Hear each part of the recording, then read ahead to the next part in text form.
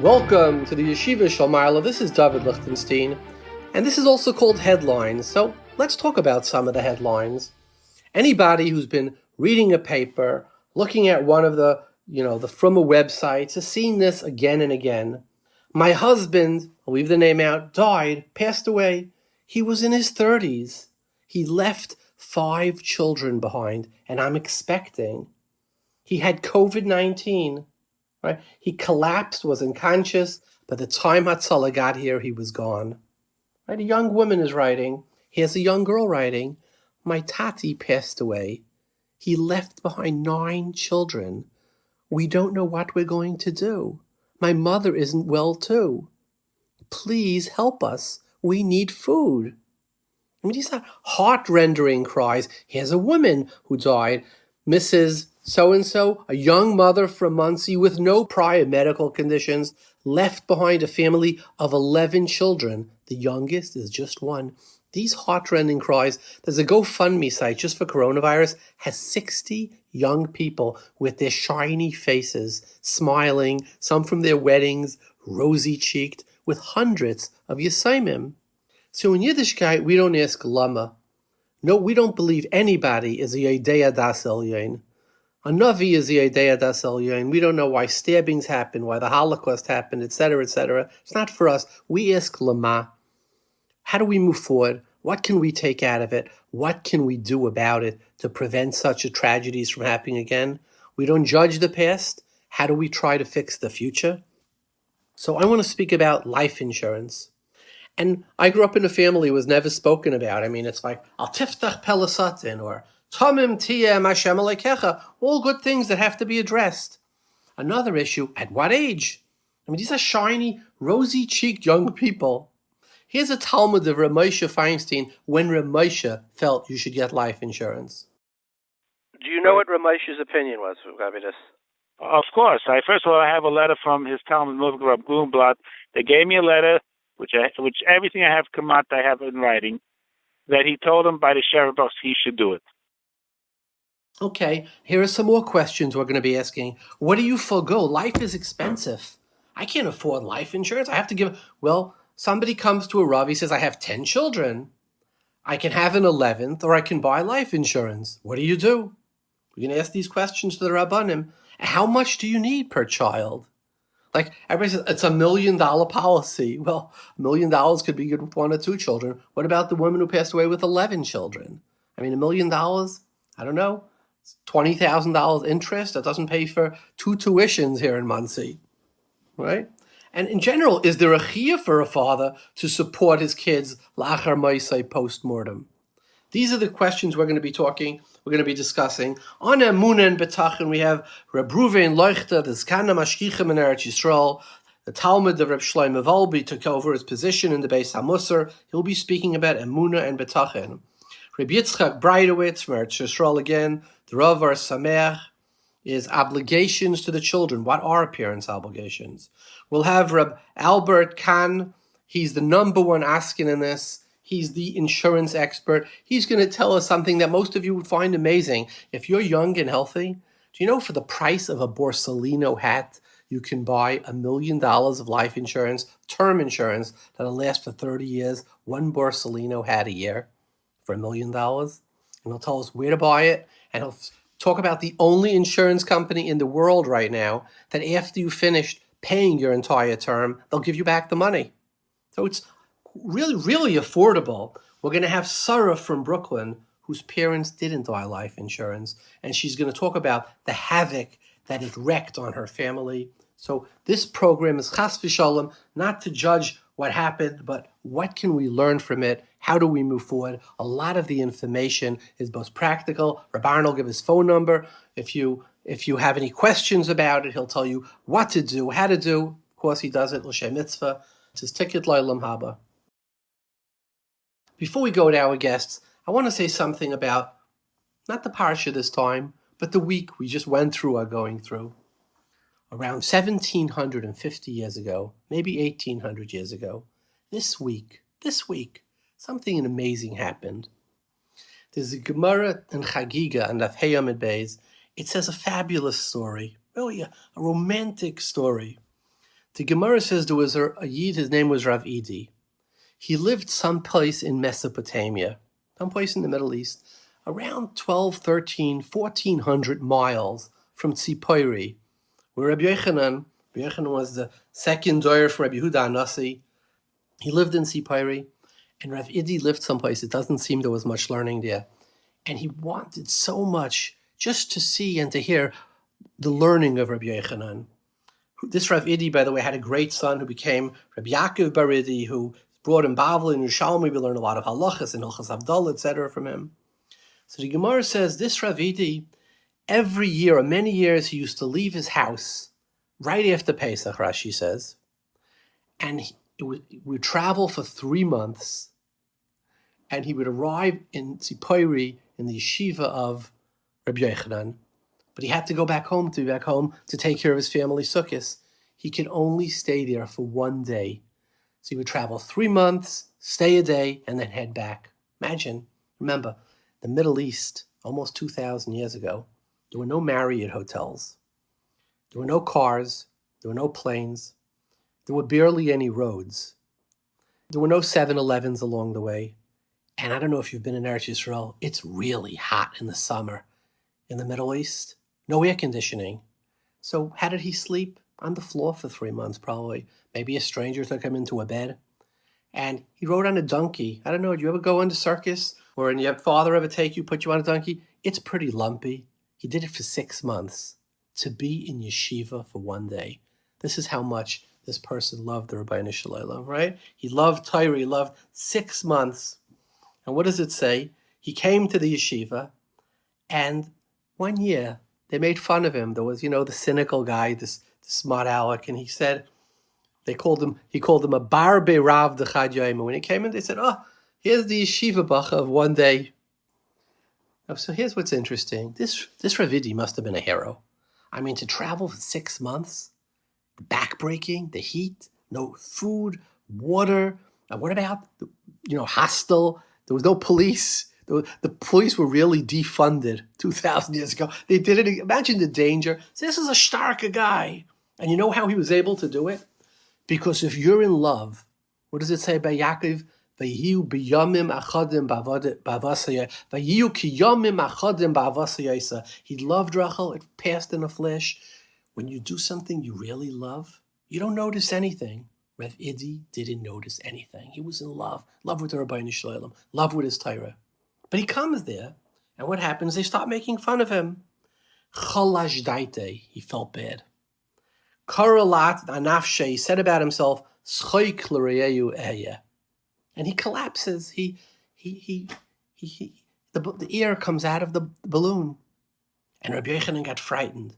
Amalei Rabbi Yochanan, b'matusa minach, please don't have a kaped. I see you're really distressed. And Rabbi Yochanan got up the next day and he said, V'oisi yom yom yidrashan.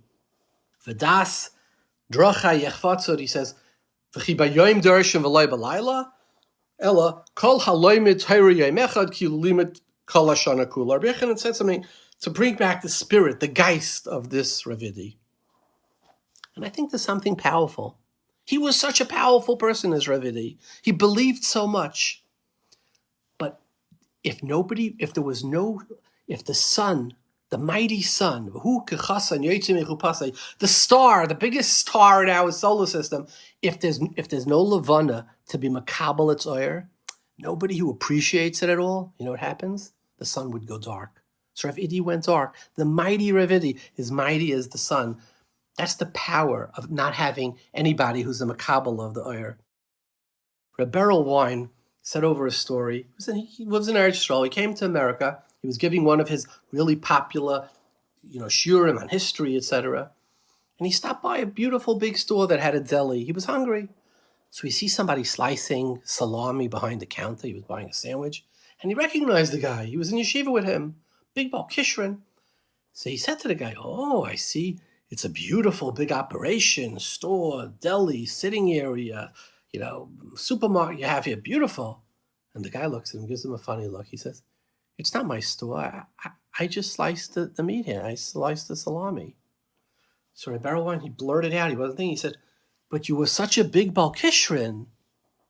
He So the guy looked at him again, which was funny. He said, really? Why didn't you ever tell me that I was a Baal Kishrin? Nobody told me.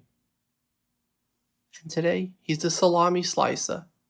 That's the power of when there's nobody there, when your voice doesn't resonate. And you see the same concept by Egla Rufa, the man who dies between two cities, and they have to come out. And Rashi says, Shafru, what, the Gedolim Shafru? But we weren't Malava, we didn't escort him. What's the message? They didn't escort him like the terrible Avera? And you know what the answer is? If you're traveling in a real long journey, what's your journey? It could be work, it could be learn, it could be looking for a shtel. Whatever your journey in life is, when there's somebody on the other side waiting for you with a big smile, an outstretched arm, maybe a hug, you don't die. You make it to the other side. There's somebody to escort you. And that's what Ravidi didn't have that. He said, S'chaik l're'eu eya.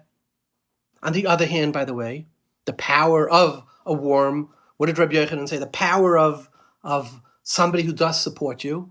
The Panovizh Rav writes in his autobiography, I only know of 3 or 4 Gedolim that wrote autobiographies. One of them is the Aderes, the father-in-law of Rav Kook, he was Rav and Panovizh. The Sam Seifer writes a short autobiography. You have one for Rabbi Yankov Emden, but they're very powerful. The Gedolim saw themselves. So Aderes says he became Rav in a tiny little city.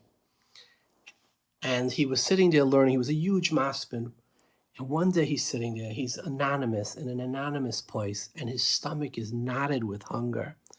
And he's just, life seemed black. So he closed his Gemara. He said, I'm out of here. I'm just going to go to the market. I'm going to get a job. So he went to the market. And he says he met somebody in the market he had never seen. And a guy comes over to him and he says, Elio. So he looks at the guy. Gedenk mich dich von Yeshiva? Do you remember me from Yeshiva? He said, they learned in Volozhin together. And the guy says to him, Rebbe Leo, I remember your hasmada.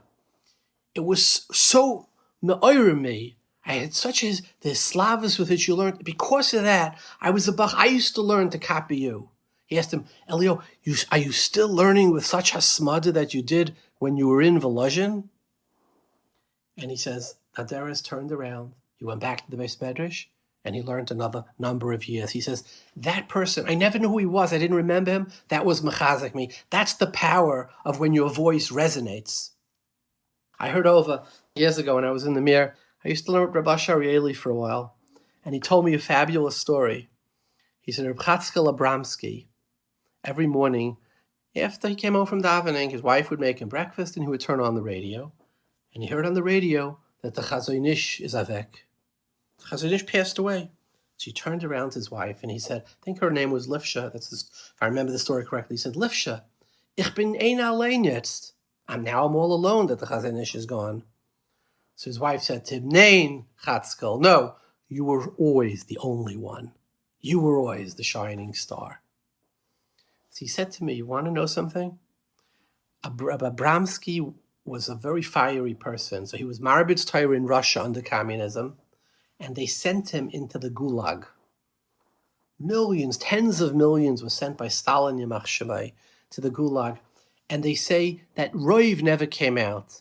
They either starved to death, they got sick, they died of frostbite. There was a lot of crime, they killed each other. The Russian guards killed them. Tens of millions of people.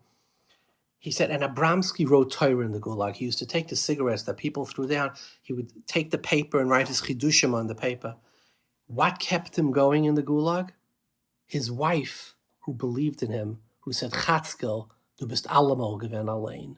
That's the power of having a voice that resonates, right? And Rabbi Yochanan knew that. So what does Rabbi Yochanan go out in Darshan? Oisi yoim yoim yidrashan. Rabbi Shalom says, Oisi yoim yoim, you search for me every day. He doesn't say you learn my Torah every day. So he said, only by day and not by night. But if somebody who searches, but if you search the whole year for the Rabbi Shalom, but it's only one day that you're in yeshiva, it's like the whole year you learned.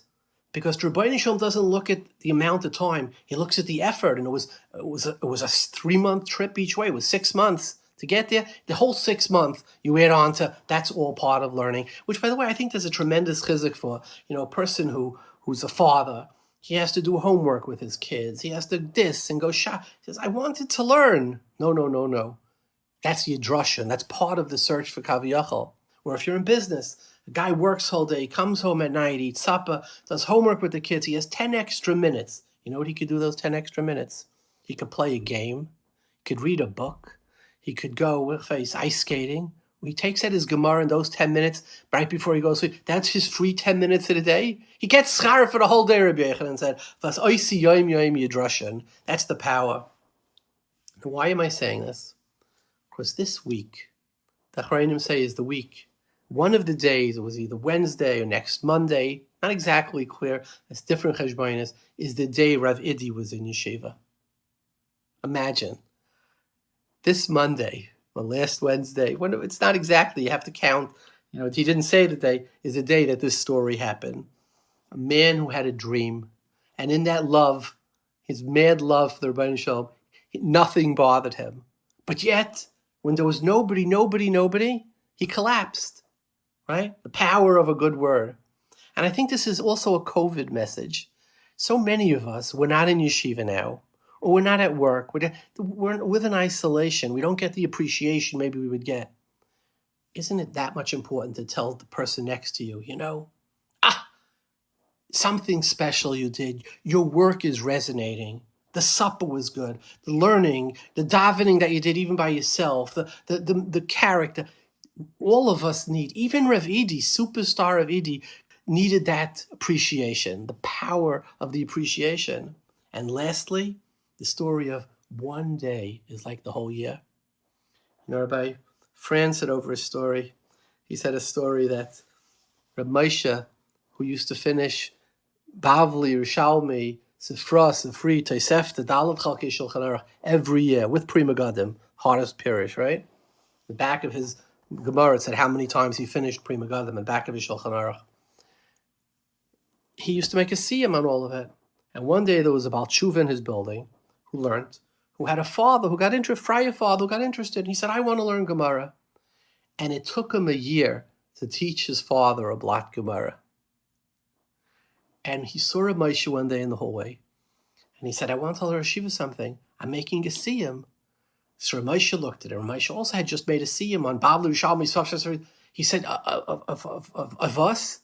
He says, I'm making a siyum on one blot of Gemara. It took us a year to learn. And Reb Moshe, who learned 7,000 blot that year, looked at the man and he said, Can ich kommen? Can I join you at this amazing siyum? So what did I do this week? I went to shul. I lit a candle for a man who loved God more than anything. And I said Kaddish for the neshama of Rav Idi. And I had a prayer.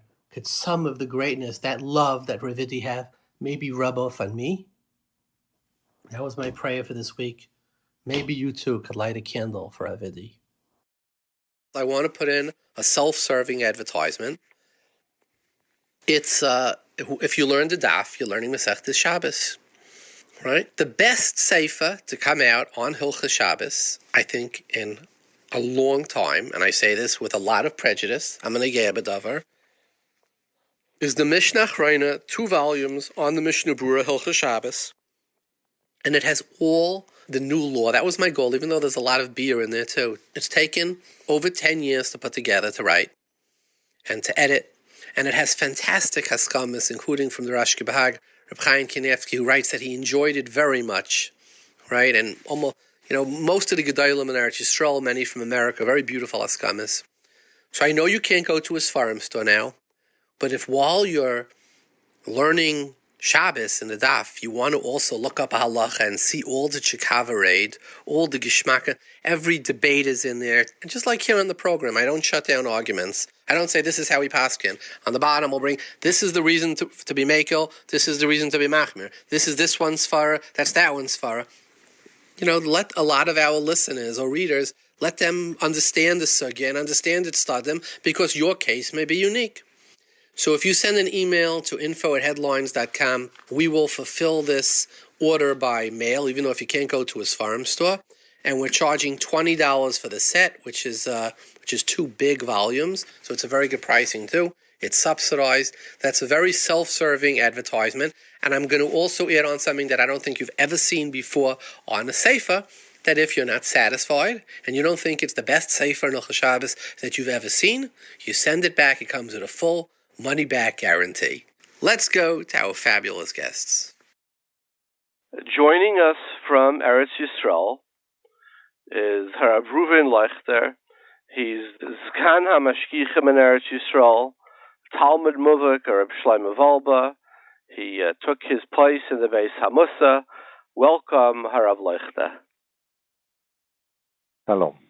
It's an honor to have you with us. Rabbi Leuchter, as a Mashgiach and somebody who's particularly sensitive to inyanim of emunah and Bitachon, that's a big part of what you speak about. Is it a chesaron in emunah for somebody to buy life insurance, and particularly a young person who you would think, Albert Kahn, the high 90s, the chance of dying in the near future is not really, a real, possibility mathematically. Is it a chesaron in Bitachon? What would the Mashgiach say? No, I don't think so. I do not think that there is any taina in the world about the person chesaron in Bitachon. I don't think so. It's a question you can choose what you want in that. You can't force a person on Bitachon. You see that in the Ramban, by the yesomim, when there was an explicit haftocha from the Kohen Mashuach Milchome, and it was explicitly said, nothing will happen to anyone, not like you mathematically. That was out of nevuah, that was without question that this was the truth, without any question that was it's much better than mathematics there, because it was milchemes mitzvah, and it was out of the haftocha from the Breitowitz, and the person didn't have an avera, which he had, according to the shita there, the 2 shitas, but didn't have an avera. It's not the question of avera. Simply he's afraid, and then he stays home. You should tell him you have to have bitachon. You had a mefurishe haftocha. Not only it's not mistaber, it's a mefurishe haftocha. Nothing will happen. What are you afraid? But when he is afraid, then he is afraid, and then you don't have any time, and he goes home. So there's no way in the world of having a taina on a person. Why don't you have bitachon? I think it is a misconception in bitachon that you have a taina on a person in that. There is, we can discuss where it is closer that you should have bitachon, but it's always a question of your decision, which a person from outside can't really have any taroimus or any tainus on a person when he is not living on that level. It's a question of living on a certain level. It's not a question of doing or not doing a thing. Yeah. So that's what you see for the Ramban. You can't force a person on bitachon. So there are people who do that. That's the way the people live. Well, people do that. I would agree that you can't force a person on Bitachon. It's almost an emotion. But a person could be mishtadel to have. Like if somebody would come to the Mashgiach Shlit and he would say, I don't have Bitachon. So you would say, you can't force it, but you could do the things, take out a chayvus halvavis, learn sharamuna Bitachon, etc., etc., and you'll be mischazik in your Bitachon. Everybody should have more Bitachon. So if somebody comes to you and he says, look, I want to buy life insurance, is it a chesaron and Bitachon? So there's 2 things. We could say, look, we can't force it. Or we could say, but we could make some effort. So learn sharamun and Bitachon, and maybe after you learn sharamun and Bitachon, then you won't need life insurance. So I'm asking, should we make that effort? Look, I will tell you, there is a certain, I don't think that Bitachon is a question of, let's say, an emotion or things like this. I think Bitachon is a question of way of life. That means you have a way of life which you are living on the shoulders of the Breitowitz. That's a way of life. I'm living that way of life. Now, the way I see that you should be mechazek a person in that, this is like the Goen in the end of Perek Aleph in Mishle, the last Posek, I think, in Mishle. a person sees that there was, in a certain life situation, a special siyata dishmaya. That means he says that Hashem was helping him or helping him out in his own life. And now there is a certain demand of a person, that he should learn his own life. He should learn something from his own life.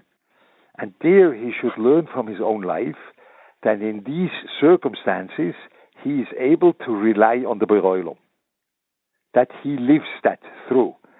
And then the second time which something approaches, he should have bitachon and he shouldn't be afraid at all.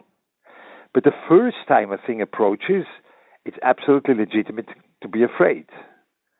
So there is it's a very same incident, but the first time the incident comes, the person is afraid. But when he saw that in his own life experience, that Hashem helped him, he has to learn his own life. That means the mechayev on bitachon is in your own life. It's not by the rabbi. The rabbi can't tell you what to do. Only in your own life, you have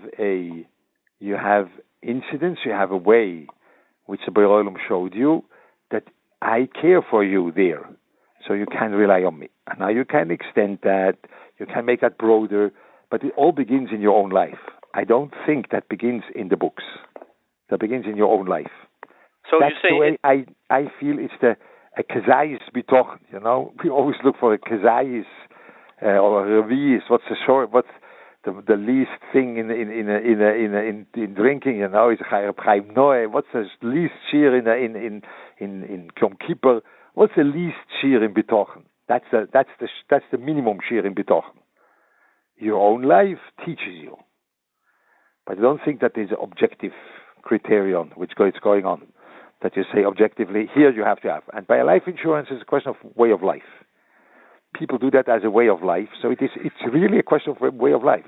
Is your way of life in that sense, including that you're living on the shoulders of the Borei Olam or not? So that is, I don't think that I can tell you that. You have to make your own decision. So is there anything somebody could do, hishtadlus, to become a bigger Bitach? Yes, for sure. For example, what could he do? For sure. The point of bitachon, of the working on bitachon, is, when I may say that, but this is a little bit perhaps a strong expression, but the Rabbi Reuven, or that's what the klal is, or the Chasnish says that the bitachon is like the lemaisa of emunah. Means when you think about emunah and bitachon is the only thing which, when it comes lemaisa, it changes the name. Yeah, when you have, for example, you have to say the truth, and now someone asks you a question, it's very uncomfortable for you, and you have a big temptation to lie, and then lemaisa, but you are a person which has an atiyah to emes, but there's a temptation going on to lie, and now practically you are saying the truth. So beforehand, the midas ha'emes was by you in your nefesh, for sure it was there, but it was like, you call that bekoyach, or it was like there, but not realized with all these nitty things in your reality. But the moment there's a temptation, and you overcome the temptation, what do you have? You have emes. In emunah, it's not like this. Whether you do have emunah, the Eibusher feels well that everything is in the hand of the Borei Olam. And now comes a temptation. That means that you see that you look at your life, and then you see it's not so simple. There are all different kind of circumstances which make me afraid. And now you say, okay, but I'm mischazek, and that emunah that the Borei Olam is really guiding, that's very important, that I go for that, and then I live practically with that, and then don't give in to these temptations, then I have bitachon. Why does it change the name? I should have emunah. I had an isoin in emunah, and now I have emunah. No, now you have bitachon. That means that emunah has a full right to exist in a person without practical realization. Emunah is a full world. That's a very important thing in the nefesh of a Jew, that emunah is a full world in your nefesh, which is not necessity to be realized, because that is the oimeg of the nefesh of the Jew, that he has a whole world of ruchnis by him, without dafka realizing it. Otherwise, all the tzoros in the world would already erase him. No, he has something there which is like above the tzoros of the world. But the moment this emunah enters the worldly, nitty things, then it changes the name, because Take emunah has a right to exist by itself, and then practically it's another thing. But because it's connected like this, so the work is really on emunah. Emunah, when you learn it and when you see this unbelievable picture which emerges from emunah, this unbelievable frame which is present in your inner life, and you identify with that, that is the thing which afterwards will enable you that also in practical things you'll go for it. But it's a work. And once in a while you are matzliach, and once in a while, for example, Rabbi Reuven heard Memra from the Goen about Bitachon and things like this, and he was so taken from it that he had, the old times you had blood eagles on your shoulders to suck your blood for refuah. That's right. Leeches. That's right. So he had the leeches on his scarf, and he had it on, and he's heard the Goen, and wow, that you don't need that, and he took it off. Yeah. After a few hours, he put it on again. He was a person which understood what means Bitachon. Entschuldigt. You have to be intellectually honest. You have to be consistent. Why do you change your mind? No. It's a question where I'm holding. I'm holding in that stage that the emunah is so clear to me that it even comes into the world of these nitty things. But after a few hours, I lose this clarity. I put that thing back without problem. Very calm. That's Rabbi Reuven Leuchter. So now, like life insurance, you see, that's the problem. Because life insurance is a thing you make a decision now for the rest of your life or for another few years. So this is like a little bit artificial Bitachon, you understand? Yeah. Because it would have to be like the leeches. No, so you Rabbi put it on, put it off. If somebody comes, so let me ask a Bitachon question. I'll go back to life insurance. There is a famous mimer that they say over in Brisk that somebody came to Reb Chaim and he had kashus on emunah, and Reb Chaim kept giving him terutzim, and the guy didn't accept it. So Reb Chaim finally told him, he says, the real reason you're not a beitech is because you're looking to do averis, you want to be a gazlan, a noyef, etc. And you need terutzim to rationalize it. So he said, the reason why I can't answer your kasha is because what you have are terutzim, right? And I can't give terutzim to terutzim. In other words, what's driving the lack of emunah is the desire hedonism, the desire to do a good life. You're aware of I'm sure of this story, correct, Rabbi Leuchter? Yeah, I didn't know. Yeah. People say, "Can you give again teretz?" Yeah. Yeah. My question is, I deal with a lot of people, youngsters, Freya from, and I get a lot of questions about, the age of the universe, science, and I see people, in my opinion, it doesn't seem like by Reb Chaim, they really intellectually struggle with emunah because of the advances that physics and science and medicine have made. Right? I'll give you an example. You're talking about leeches. Science, for 2,000 years, medicine, I shouldn't say science, believed that bloodletting was healthy. Right? The whole world. Yeah, I know that. It kills people because of that. The Gemara in Shabbos took, so how many times a week are you supposed to do bloodlet? And now we know that it was the worst thing. It created all kinds of diseases, and there was absolutely no benefit. I think Benjamin Franklin died from that. Yeah. So science has advanced. We've become much less superstitious. They look for, and I see a lot of people who struggle intellectually. So is the metaphor of Reb Chaim not true anymore? Is it sometimes true? How would you do you actually see that? Do you experience the same thing? So I tell you the frank truth. I am a lot of times I am accused of being intellectually dishonest. Yeah, because I tell them it's not interesting for me, these questions. And they say, whoa, intellectually dishonest. You don't have a teretz? No, I don't have a teretz. So why don't you search for teretz? Because no, I don't. It's good like this. Fine. So they say, oh, you are intellectually dishonest. So I do understand these people, but they have an essential. There's a lack in entrance of emunah. I will explain that perhaps to you. Look, I am living in America, and I eat the food with fork and with a knife or whatever it is. Yeah, I eat the food the way I eat the food. I go to China, and they eat with sticks.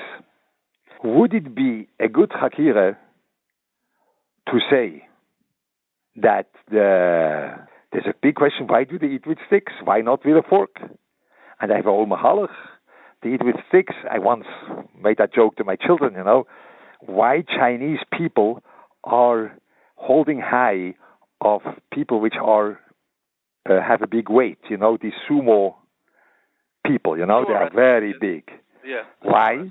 And I told my children, because they are able to be so big only eating with sticks, you have to be a real Balkishon to do that, So we all cracked laughing. But let's say I would make a whole hakira. Why do they eat with? That's senseless. Why? Because now I am in a different area, in a different world, and there you eat with sticks, and the fork is not noigea. It's really not noigea, the fork. We eat now with sticks. And perhaps I will keep up living over here, and I myself will eat with sticks. So I don't have to have a teretz why sticks are not a fork. Teure, the way Teure relates to the world, you have to enter this world, and you can't enter a world by making a hakira. Why is it not like my world beforehand? You could afterwards see the harmony of the two worlds. You could see that. But the world is not initially consistent. That's not the way to enter a world. Emunah is a whole world, and Torah is a whole world. And it's not the question of persuade the people. That's not the question. The question is, let yourself enter the world. You can also not enter the world. But there were very intelligent people entering this world, and it's a very fruitful and an interesting world going on there. Let's see entering. And about these tirutzim, we'll dig later. And they say, no, that can't be. I only can make a step when it's consistent with all the former steps I did. Then you never enter another world. And emunah is another world. What shall I do? I am not telling you that there is no intellectual consistency in Torah. There is. And even relating to the world, there is intellectual consistency from Torah. But we have to understand the Ivra. Let's say, in the Torah says, I would give you a modern morsel how the Torah would speak, and then you say it's nonsense. But you didn't understand the words. I would say, no, you know what, I speak with you, I will speak with you now on the phone, and I'm sitting on water. Then you say, idiot, you sit on concrete. No, I sit on water. Say, no, you sit on concrete, you're a liar. No, because the inner force of concrete, which holds it together, are hydrogen bonds. You need the water in the concrete to make it strong. That's right? Yep. So in London, I sit on water. But I don't have to explain to that I don't mean that I sit on floating water and I am not sinking in because I have some shame. Mishem is HaKodesh. But in London, I sit on water. Now, when the Gemara writes, the Gemara would write, Leuchter just now sits on water. And you read the text 2,000 years later and says it's nonsense because it's on concrete. Yeah, but they meant a different thing. They meant another layer of the reality, and you look it with your eyes from the layer you are used to from scientific arguments or scientific language. And then you say it's inconsistent, we can't take it. You have to first get used to the language. You first get used to the content, and then we can speak. That's the way I deal with it. I myself had a problem. I don't know what's the teretz on evolution. I don't think that the world was in an atom reactor for a few hundred years in order to make the C-14 work the way it looks now. Yeah? When you say no, the C-14, that's so then it would have to be in pretty much an atom reactor, this whole thing, in order to be so old. Yeah. So what's the teretz? You know what? I really don't know. Is it interesting for me? I don't think that there is the consistency to the world I look for. I don't look there. I give you a dugma, but perhaps that's too far. I have a good book on physics. But would you say that do you meet people today who are off the derech or struggling, not because of the reason that Reb Chaim gave, because they're just looking to be mamalei tavasam, but they actually are struggling intellectually? You speak about people which went off the derech. That means they were exposed or they were born into. They were from, and then they went to school and they said, look, I just can't reconcile the two worlds. So Reb Chaim would just say, there's no real intellectual doubt. It's all terutzim, and you really you want to be mamalei tevasa. You want to marry a shiksa. And this guy says, I have no interest in marrying a shiksa. I am struggling with basic emunah because, and I'm curious, do you believe that something has changed since the times of Reb Chaim or no? Yes, I do think so. Yes. But I do think so. This is a lack of education in our community. But there is something changed. I will tell you what changed. The reliability and the power of science changed drastically. Really drastically. We do not know what will they say 100 years down the road, how silly we were in science. But the reliability of science changed drastically. Unbelievable, to an unbelievable amount.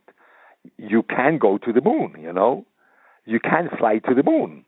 You can go on a circling the Earth the way it now went over there. It's just yesterday night. This space station shuttle. You can go there. You can do that, which is like a miracle. Rabbi Leuchter, when the Rambam in the Shmoyne Prakim talks about something absurd, he talks about Sfinas shel Barzel Borches Ba'avir. That's right. Ba'avir. By us, that means an airplane. That's right. That's a good illustration. That's right. So the science became a whole reliable world. And now you have a problem with that. This I understand. The science became your life. I do think it is a problematic basis for your life, but I do understand you when you say no. It is a way of living which I feel that this is what I want to live. This is very valuable to live a life which is based on science. I do have a problem with that. I can tell you, but you'll hate me afterwards. What is that? I will tell you. Yeah. That was only when you don't hate me. No, chas v'shalom. I was reading, there was a Jew, Feynman, Richard Feynman. Yeah. Yes, so he did. Yes, a great mathematician. He lived in Coney Island. Actually, lived in Brooklyn. Yeah, he was a great physicist. He was working in the Manhattan Project in Los Alamos, and you can read the interview with him. It is the pleasure of finding things out. There's a book with all different interviews. One of them is is an interview with in a newspaper. I don't remember what's the name. Something with a Q. Some name with a Q. I don't know. Interview which he describes the life in Los Alamos and the testing of the bomb. Well, he wrote a book called QED. Is that what you're referring to? No, QED. That is a book about physics. The book is called The Pleasure of Finding Things Out. Okay. And there they bring all different kind of interviews with one them. of his. Yeah. Yeah. So there you can read it. He describes how it was in Los Alamos. The moment when they these physics people, they knew what the atom bomb was doing. They made their calculations. They knew. And they knew what's happening in Hiroshima the moment the bomb was falling down and exploding. They knew. It's not like the famous film which the pilot doesn't know what he does. Now, they knew what happened. Yeah, they knew. And now they were very good people. They were very good people there. Bete was there. Born was there. They were Oppenheimer himself was a little bit awkward, but he was a good person, you know. They was very good. They were good people. And the bomb fell on Hiroshima and exploded. What did they do in Los Alamos? You know what? They threw a party. When I read that, I began to cry. When we have a Beis Din, and there is one person, Chayev Mise, Al Pi Beis Din, Mid Eidim, and you have to kill him, you are making a whole tzom. All the 70 people are making a tzom. Yeah? Over here, they knew that instantly there were 10,000 people killed. What do? They throw a party because science was successful. And now you want to base your life on science. I am not in. I'm out.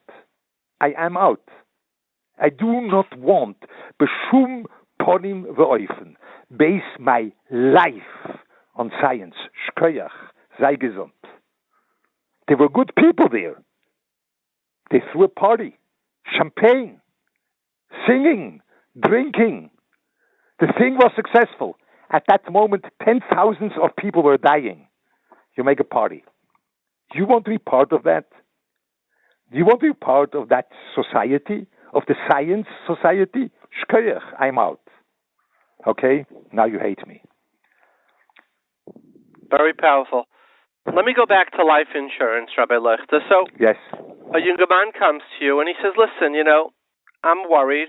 Should I buy, I shouldn't say I'm worried. I want to do the responsible thing. I have 10 kids. Should I buy life insurance?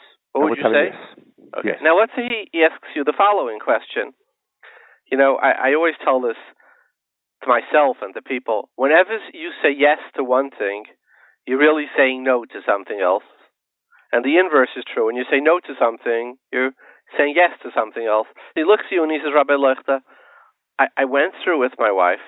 We don't have a penny. Right? Something has to give. We were going to have an 11th child. If I do that, I can't afford life insurance.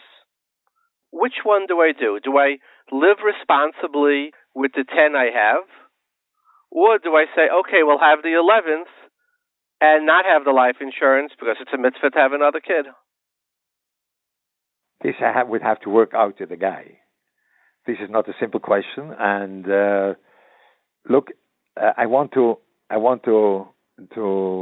explain you. You are asking a very profound question. You make it sound like a technical question of two ways in front of you. Do you go left or right?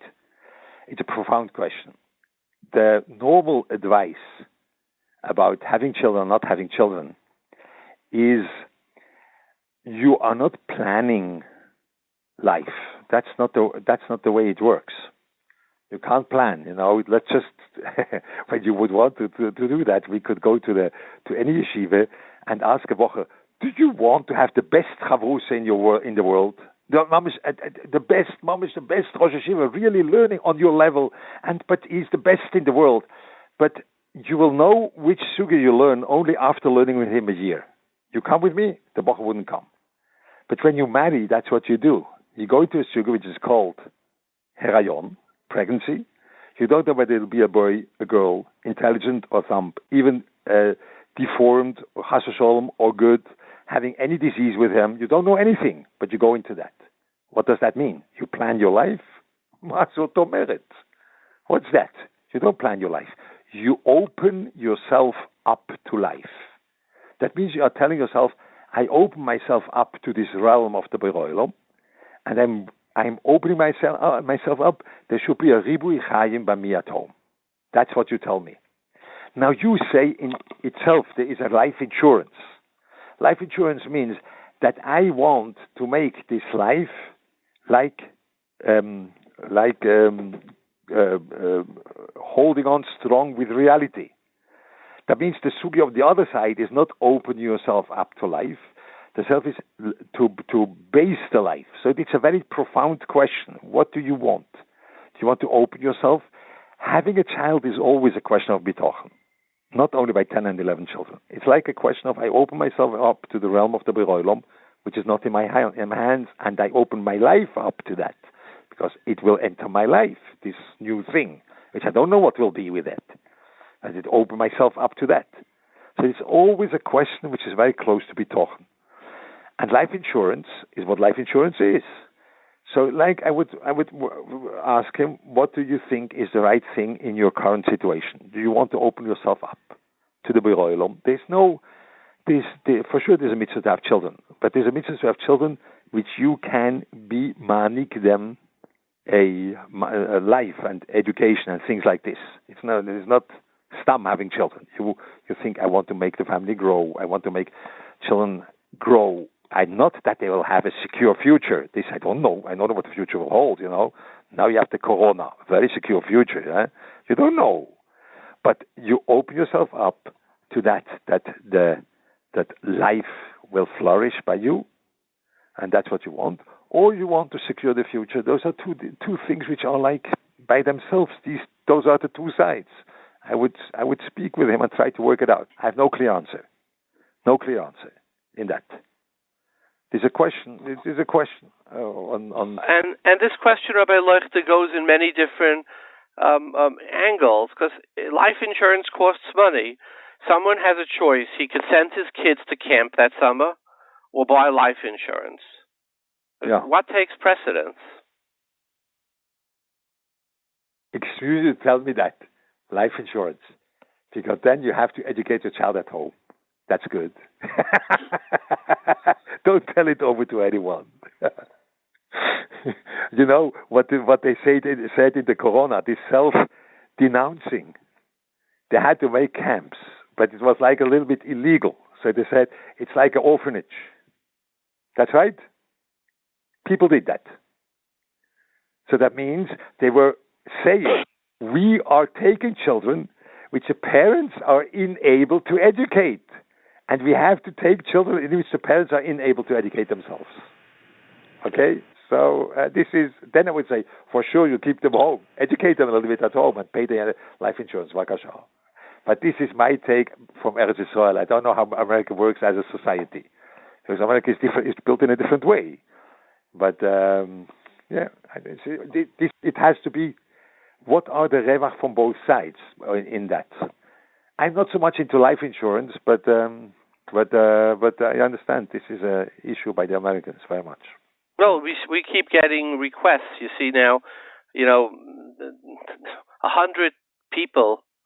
I don't know the number, but it's certainly 3 figures died. Young people with families that they're collecting for. So it's this issue just has become a little bit more underlined right now. That's why, because the corona. Yes, has killed a lot of young people, Rahman al-Islam. Many in Eretz Yisrael, we see the collections that they're making for them.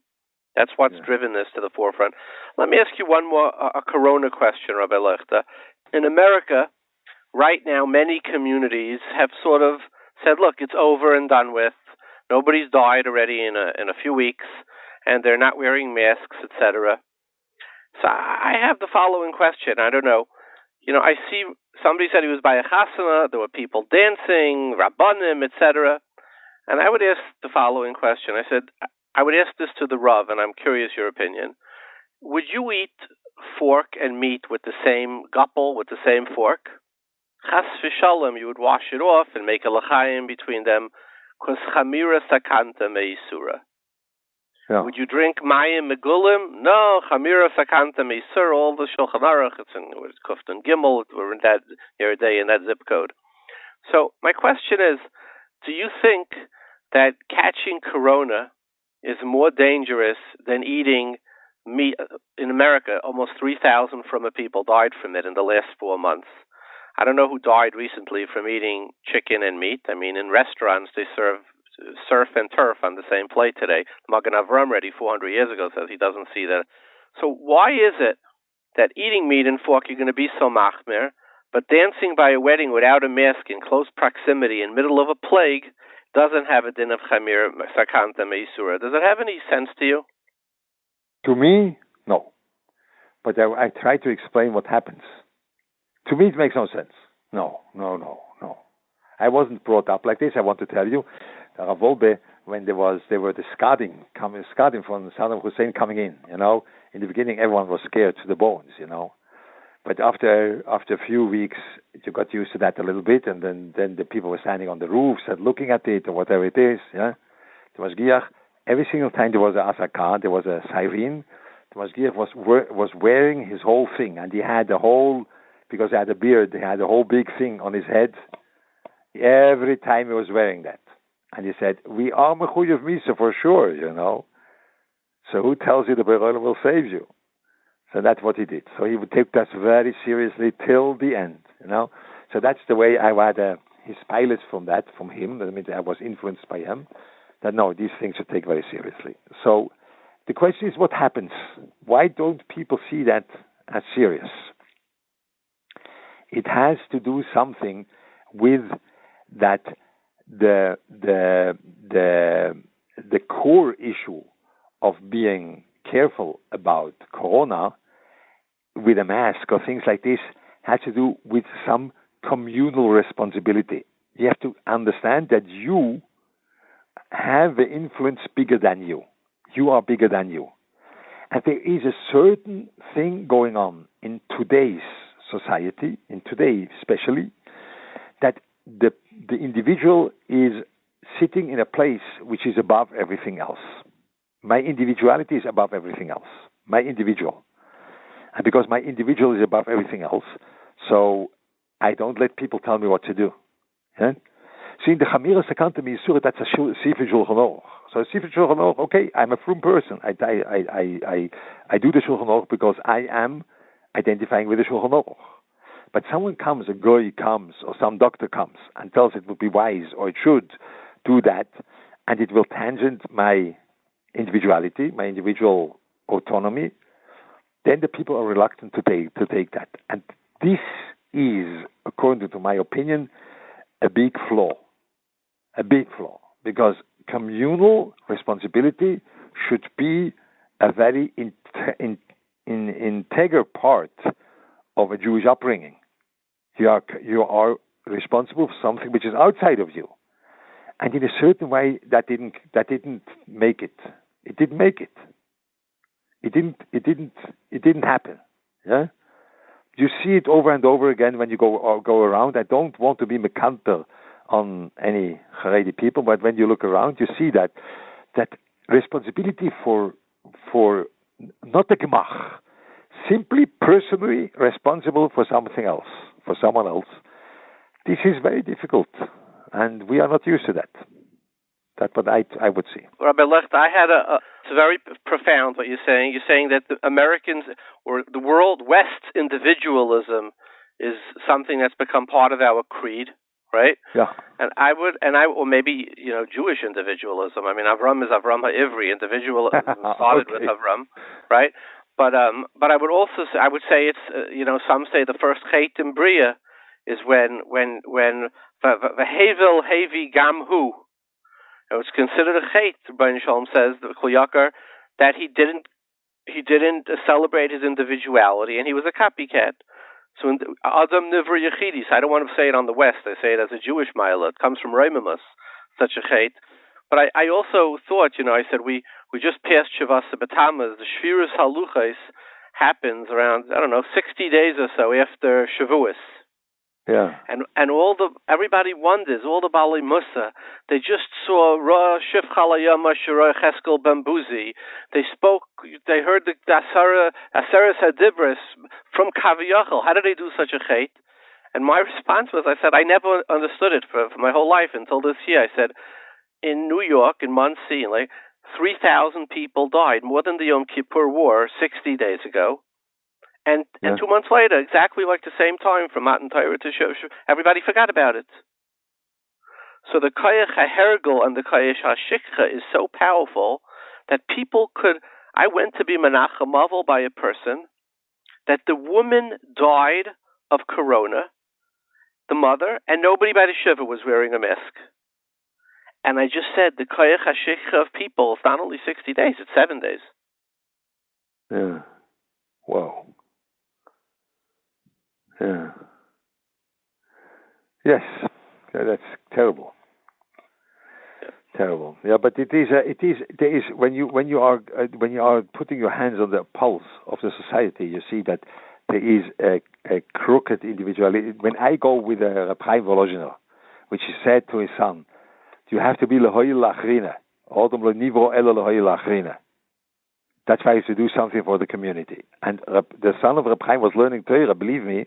Rabbi Reuven was sitting in Beis Medrash learning Torah. And Rabbi Chaim came to him and said, no, you should go and do something. Sounds like modern and sounds like non-really, can't be what's going on there. It was Rabbi Chaim Avia Yeshivas said that to his son. But you see, what I can't, Rabbi Leuchter, and we're going off topic, but the Gemara in Shabbos and Daf Chaf Aleph says somebody came to Hill and he said, teach me kol Torah regalachas. He said, Madloch sani lechavrach leisavid zu ikrei shel Torah hashar pirusha zil g'mayr. He's saying the essence of Torah is v'hafta l'recha kamocha, v'hashar pirusha. That means tefillin, tzitzis, Shabbos, Talmid Torah, Kol is just a pirush on v'hafta l'recha kamocha, according to the Gemara. What do we do with that mimer? Like, how did it get so discarded? Look, Rashi there says, Rashi says, the first pshat it means the Beroilom, and the second pshat it means the Odom. Right. So, but it means the other. That was the essence of Rashi. It means the other. Yeah, Rashi says, L'reyecha, ata v'reyechas. He says, Reyecha goes on Kavayachal. Yeah, so, but it means it's another one. The essence of Torah, I will tell you what the pshat there is, but only for the sake of the pshat. He wanted it on one foot. What does that mean?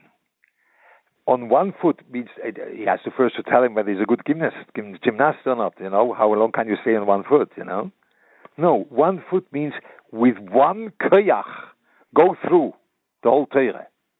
1 foot is much stronger than both. That's right. When you want to jump high, you put on 1 foot. You do it with 1 foot. So I want to learn kol Torah al regel achas means I want to have one koyach going through the whole Torah. So now Hillel, and that's why Shammai pushes him away with the Amas Abinyan. He said you don't build on 1 foot. Amas Abinyan, you build on 2. You have to stand in a balanced way.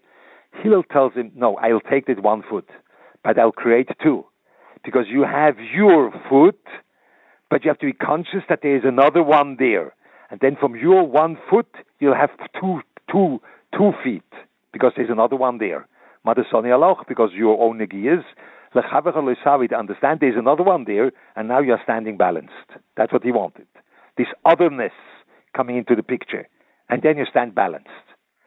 And we are not dealing with an otherness. That is the problem I told you beforehand. There's no otherness, there is me. But the Yesod of Kol HaTorah, there is another one. Or another Chaver, or the Beroilom, but it's another one. That was the diun. That was the Chaklavatari between Hillel and this man. Yeah? I want one Kayach, and that would only emphasize me, and then he says, no, think there is another person there, or the Beroilom is there, and then your Kayach will create that the other one also has his things, and he also has his desires, and then you see you're standing in balance. Yeah? Rabbi Leuchter, was an honor and a tiny ruchni to have you with us.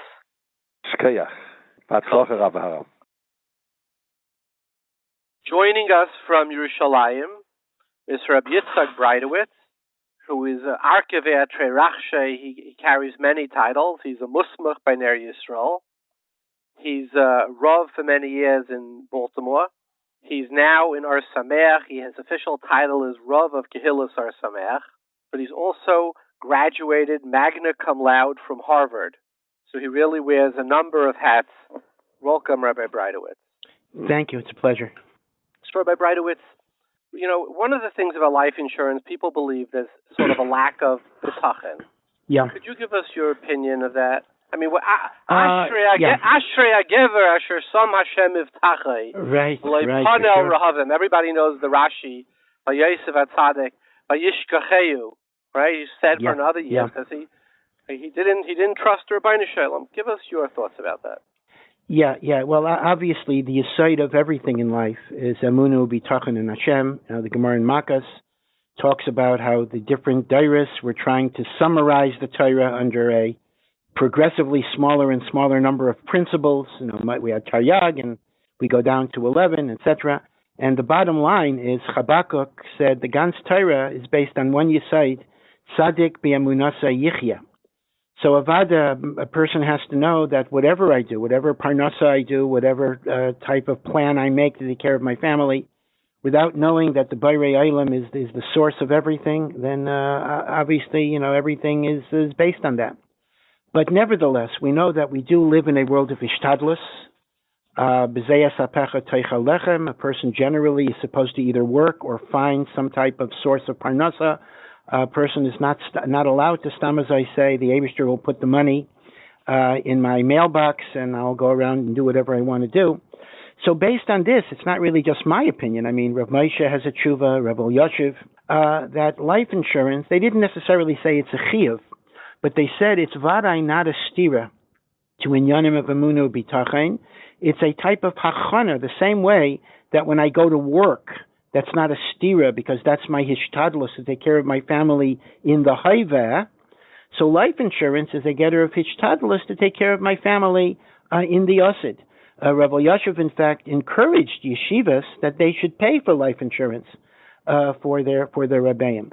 Now the emes is, you'll recall in Maseches Brachos, there's a famous machlekes, Rabbi Yishmael and Rav Shimon Bar Yochai on the Posek v'asafta diganecha, where Rabbi Yishmael says the Torah is giving you a heter of parnasa v'asafta diganecha, and Rav Shimon Bar Yochai taines, how is it shayach? After a person's going to be chayresh when it's time to be chayresh, he'll do all of these different asakim. So Rav Shimon Bar Yochai actually did have the shita that if a person is truly a balamunu bitachon, he could be mashlich on HaKadosh Baruch Hu everything and say, take care of me. But the Gemara's maskana is that many people followed the path of Rabbi Yishmael and they were matzliach, and many people tried to be like Rav Shimon Bar Yochai and they were not on the madrega. So the emes is this. The emes is there is such a madrega of amuno bitachon that is so high and so deep that a tzaddik can actually say to HaKadosh Baruch Hu, take care of me. But that's not a hanhaga for the rabbin. The Gemara says that is not the way an average person should be typhus. And an average person has to live in the world of hishtadlus. And therefore, it is very, very responsible to have life insurance for your family. I mean, I live in Eretz Yisrael, where unfortunately there is a lot of poverty. And every day I see these full-color advertisements that an Avrech or a Rebbe or somebody was niftar, leaving an almana and yesomim, and the tzibur has to support them with tzedakah, and that's a great zechus, of course. But on the other hand, there could have been a hishtadlus that would have made their life much, much easier. And that's bichlal not a stira at all to the inyan of emuna ubitachon. Taisvis in Kedushin says an interesting thing. The Gemara says in the second paragraph of Kedushin that, you're not allowed to be makadesh your daughter when she's a katana because she... Right, Shemet Tiskana, she'll see the guy and she won't like him. So Taisa brings already in the Middle Ages, in the 1200s, Rabbeinu Tam. That's right. That Achshav we're noihagin to marry off our daughters biktanais because we are worried in the future maybe we won't have enough money. This is during the Crusades and all sorts of difficulties that we won't have an adunya to give our daughters and they're going to be agunas. So therefore, we have to make a plan because we're worried about the future. So I think, again, it's not me. It's not my opinion. I mean, I think the Gedalim, by and large, have been very, very supportive of life insurance. They have considered it to be a good idea. Rav Meir Shapiro, the great Rosh Yeshiva of Chachmei Lublin, the founder of Daf Yomi, himself carried a large life insurance policy payable to the yeshiva because he said he was an achroi for all of the fundraising. And if, God forbid, he were to die, and unfortunately he was niftar relatively young, at least the yeshiva should have something that would be mashlim the chisaron from an economic standpoint. So how do you understand, Rabbi Breitowitz? On one hand, by Yosef we said, Ashrei HaGever Asher Samav Shem Tiftach P'eh, right? Yeah. But Yosef's father, Yaakov, on numerous occasions does hishtadlus. For example, when he meets Yosef in the beginning of Esav, he says Vayachatz samachna sharita. He divided it, split the machna. He was prepared with doirain, tefillah, and milchama. Well, that sure sounds like hishtadlus to me. Milchama sounds like hishtadlus. Doirain is hishtadlus. Additionally, when Shimon is put into prison so he sends Yehuda down, and he says, "Take some light and bite them. Take me tuvas haaretz with you as sort of like a something, to pay a gift." And then afterwards he says, "Now that I did everything I could," Rashi says, "V'kel shaka yitin l'charachemim." So Rashi says, "I did everything I could. Now that I did everything I humanly could, I'm going to be mispal." So on one hand, we see Yaakov did great hishtadlus on multiple occasions. By Yosef, it's Ashrei Gever Hashem Hashem Iftachai, and to say that Yaakov wasn't on the Madrega to believe in and that the Rebbeinu Shalom would help him was a difficult thing to say. No, I mean, Yaakov, it is. How do you understand that? Yeah. No, that's a very good kasha. Obviously, Yaakov Gufa is a very strong raya to the union of Hishtadlus, the fact that in addition to Tefillah, you need the Dairen, the gift giving, and the Milchama, and all of the other Hachanas that Yaakov did, and that itself is a raya. And then, but then of course you have the kasha. Yosef, there's a taina on Yosef. He stayed in prison another 2 years because he put his bitachon in the Sarah Mashkin. So I don't have a complete answer. I mean, one possible mahalach might be that, number one, Yosef was already a malumid benisim. Yosef is looking at his life, and Yosef sees such an extraordinary hashgacha pratis that a person that is a slave somehow becomes the head of the bias of Potiphar, and then he goes down into prison. He sees that HaKadosh Baruch Hu is directly involved in such an intimate, open way. So when you see the hanhaga of Nes, that is Yosef's life, Memela, you understand you have to live on a different level. Now, why didn't Hashem expect that of Yaakov? Whatever it is, Yaakov was living more in a Teva-dika world. In a Teva-dika world, you need more hishtadlus. The other answer might be, and this is already psychoanalysis, you don't really know, that there's hishtadlus, but in the hishtadlus, I still have to know the hatzlachas from HaKadosh Baruch Hu. I can't be tayla on my effort. And it could be that in Pnimius, Yosef thought that this would be a plan that would succeed of its own accord, and that already is a chisaron of bitachon, lefi his madrega. I mean, it's a davar pashut. If any of us were in prison and we asked somebody to put in a good word, there'd be no time on us. That's exactly what we're supposed to do. But again, on that madrega, for someone that's mulumid benisim in that way, it's a different type of hanhaga. Yosef's life was a very unusual life. The Marayi in Mishlei says, this is Parak Yutes, Posek Hafalov, says similar to the second thought you said. He said, Ala Adam loseish bitchayne b'Hashem b'chal anyanav, but lo yismach al hishtadlusei bilvad. And you shouldn't say kaichi v'aitzem yadi. In other words, it's a combination. Do the best you can, and then have emunah. Right. But this is why we find, I've heard from my own. By Yosef, you don't see that he was mispal. By Yaakov, you see v'kel shaka yidin l'charachmim, right? Or he was mispal. By Yosef, we don't find his tefillah. So that's what. So at that moment, Yosef was makasher too much. He was putting too much credence in his efforts as the makor of hatzlacha. That's what you're saying the Miri would be learning. I mean, listen, and that's why you find, and people say this all the time, that when they're mishtadel, the hatzlacha does not come from, in other words, they're mishtadel in this corner, and they get the money from some other corner. My own Rosh Hashiva of Nata Sheller, who, Baruch Hashem, is still collecting money and works so hard to keep Ohr Somayach going, often tells me he'll invest, months and months and months in trying to get money from a certain person. He gets nothing. And then all of a sudden, that same amount of money that he was looking for comes from another source. So you might have a havamina, the ishtadlus was worthless. No, the ishtadlus is a tanai in Hashem giving you the bracha, but it's not a direct cause and effect. So you could be mishtadl in Yener corner and you'll get the hatzlacha from somewhere else, because it all comes from HaKadosh Baruch Hu. Now, what do you say there is another stream of thought. Rav Fisher writes in Evan Yisrael, he says, if you buy life insurance, the Rebbeinu Shalom says, oh, that's good. I needed you to support your family. Yeah. And now that you have life insurance, you're not here anymore. And in the Ma'aseh-ish, this is, we'll put it online, Evan Yisrael. And in the Ma'aseh-ish of the Chazon Ish, he was asked the same thing. He says, this is exact language. Again, it's not from the Chazon Ish, but it's the Ma'aseh-ish. People said stories from him. L'pa'amim magia zmanei shel adam, ela shmarichim yamav sheyafarnes ishta yuvanav. Ach kishu muvhak, when he has insurance, ein oid ila laharach yamav chas v'shalom. That's what they bring. I don't know that it's true, but it's the same thought from both of them. How would you respond to that? Well, they tell the story again the same way with the Rabbi Levin, Rabbi Yeshivas Ohr, that he once said that he knows the Eibishter keeps him alive only because he supports his Rebbetzin, and therefore he felt that life insurance would be a kitrig to end his life. And there is such a cheshbon, you're right. Rav Fisher expresses it. You're telling me now the Chazon Ish, although I'm a little surprised, but okay. That's what it says.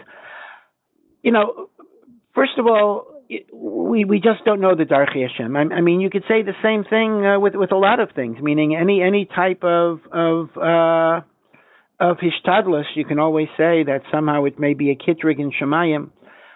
They say from the Shin of a Rav, someone brought up this taina to him, and he says the other way around. He says that life insurance companies have a mazel to get rich.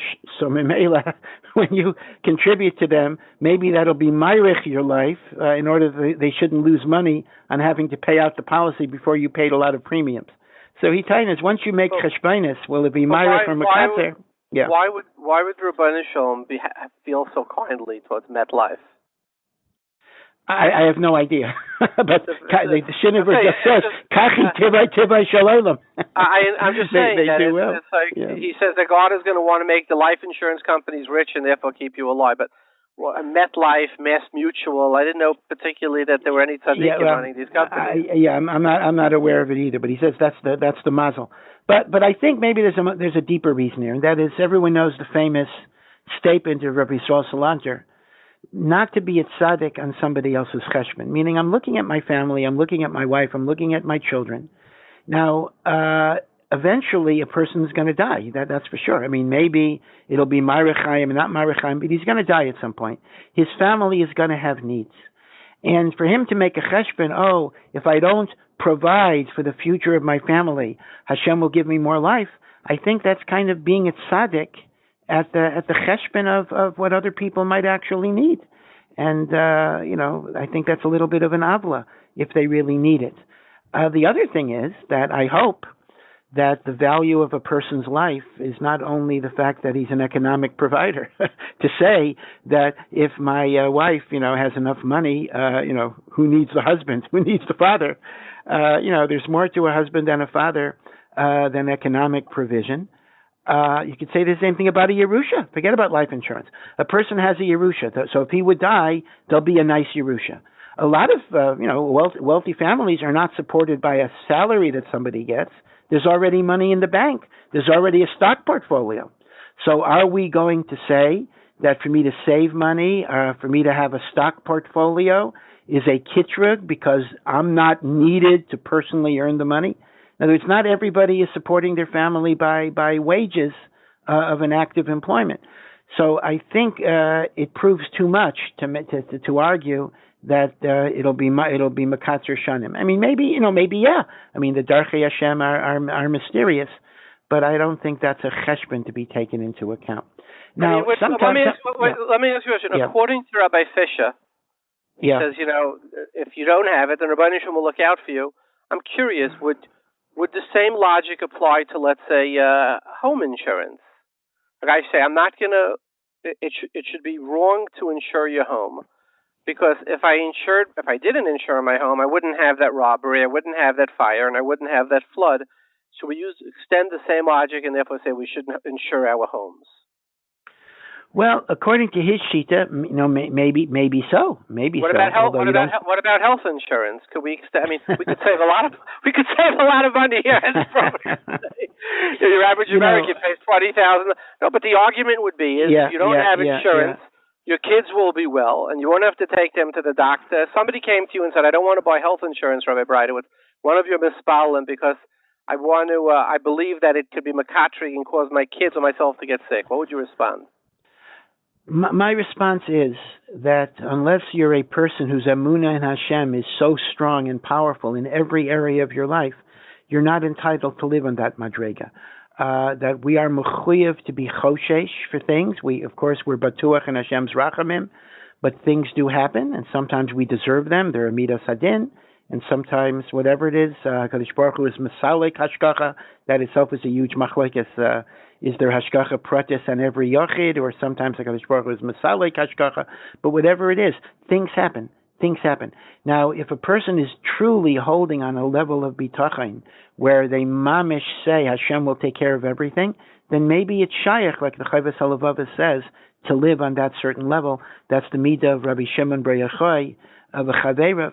But I think it's nichlal in the Gemara's statement that harbe yasuk Rabbi Shimon Bar Yochai v'lo yoseh biyadam, that we do have to plan for things to happen. We need to plan on being able to take care of our families economically with some type of parnasa, even if it's kailo, but you have to arrange some type of way of money coming in to take care of medical needs, the chiyuv of refuah, life insurance.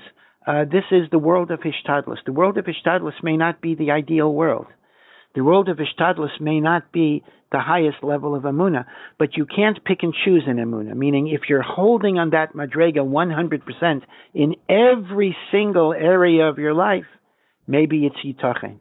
But to simply say, I don't like paying life insurance, or I don't like paying health insurance, so on that I'm a maimin, you can't really be on that level of chatzoyin. So do you believe it's an obligation for a father to get life insurance? Life insurance, speaking a little bit as a lawyer now, life insurance is an estate planning tool, meaning say there may be other rates on him. I'm not talking about long term. I'm talking about term insurance. Yeah. The guy's 25, he gets married, he has 4, 5, 10 kids. Should he buy insurance to say, look, if something happens to me before the age of 60, I'm going to buy a 20 or a 30-year policy that I know that my kids will be, my wife won't have to go collecting. And by the way, for the most part, the collections, they just now, sadly, because of COVID, I saw a sheet, they collected for 60 young galite who died, all with kids to marry off, and miraculously they raised $330,000 per family, which is a lot, $20 million. But the question is, let's face it, what does $300,000 do for a family of 10 or 6? Yeah. How long does it get them? So my question is, if somebody came and he said, is it an obligation for me to buy term insurance, which is not an estate planning tool, is it an obligation or not? Well, I would think it is. But again, there may be, substitutions, there may be equivalents, but the point is, a person is mechuyev to anticipate the possibility of their dying and then thinking about what they could do for their family. Life insurance is the most logical way of dealing with it. There may be other ways, there may be some savings accounts, there may be some investments you could make instead of paying premiums. I'm not going to be machriya that it has to take a particular form, but I think the chiyuv of ishtadlus will be kailo that. So let me ask you another question. Someone has a choice to, he's marrying off a daughter, and he has a bunch of kids. What would take precedence, supporting his son-in-law or daughter in kailo or life insurance for his family? That is a good question, and there I think the getter is that maybe it's a getter of ein safek meitzim midei vadai, meaning to say if I very definitely have a present need that's nochutz and important, and of course supporting a family in kailo is a very, very important inyan of building them up and being machzik Torah, then I think, lemaisa, the same way that, putting food on your table on a basic level is going to have priority over life insurance, this too is something that is so basic and important. It would be very, very sad that if a person had to make a choice like that in either or, but I imagine that's going to be fairly common. So I think the present needs are important enough that they would override the life insurance.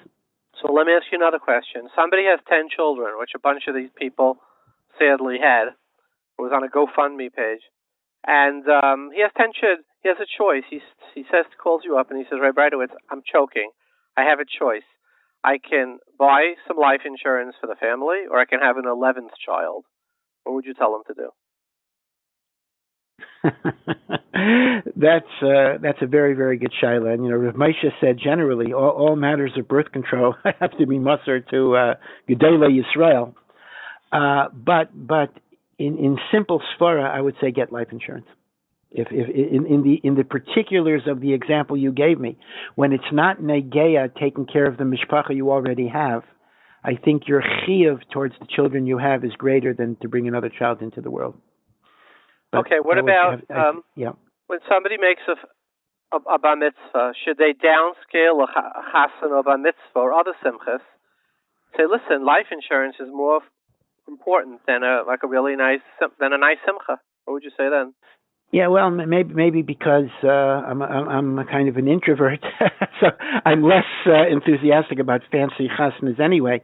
I say for sure, the issue of fancy simchas is bichlal a controversial issue in Klal Yisrael for literally hundreds and hundreds and hundreds of years. One of the things COVID has taught us a little bit is you can make a nice simcha even with relatively few people involved. So although I don't begrudge someone, stamazai, who has the money to make a great simcha if they're able to do so, but still, if it's going to be at the expense of something like life insurance, I think life insurance is more important. It's a bigger machriya, and it would be kedai to downsize the simcha for that goal. Yeah, it's as you say about not going to simchas. I'm in the same boat as you. In fact, when we got married, I told my wife, I said, I go to 2 simchas a year, and you choose which ones. Very good, I hear you. It's been working for a long time now, Baruch Hashem. Yeah, I think that's a very excellent point. The dimion to the Kanasusha is very, very good, where indeed we see that I am mechuyev to make a cheshbon that my family should not be nitzrich librias. That's exactly what the Kanasusha is, and that would be similar here. I mean, I've seen the svara that by getting life insurance, you're maineya the zechus of the tzibor to give your family tzedakah. To me, that's a davar very, very shver, very, very, very difficult. Because the emes is you see in Chazal over and over again, asay Shabbat chachol, the altitz tarech librias, that fakert, a person should not put his family in his matzav where they have to get tzedakah. So to say that there's a mitzvah to leave my family poor so that people can give them tzedakah is mamish fakert, I think, from the whole hashkafa of the Torah and of halacha generally. Rabbi Breitowitz, very much. It was an honor with us. Thank you. It's a pleasure and much hatzlacha. I love your show and I love your books. Your svarim. Thank you so much, Rabbi Breitowitz. Kol tov. Be well.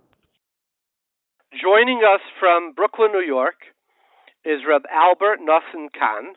He's a Talmid of Telz, but more importantly for this discussion, he's a Talmid of our Goyin Rav Moshe Feinstein, Zecher Tzaddik Livracha, who is also his Masada Kiddushin. Welcome, Reb Kahn.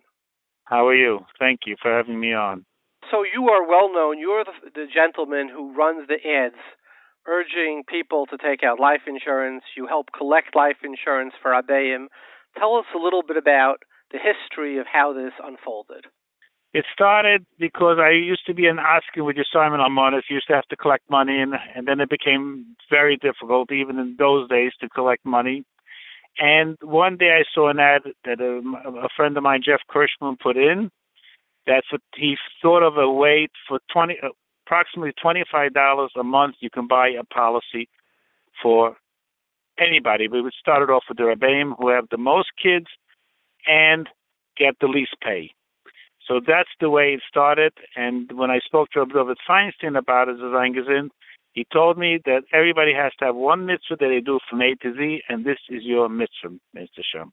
That's how it all started. And I didn't give up.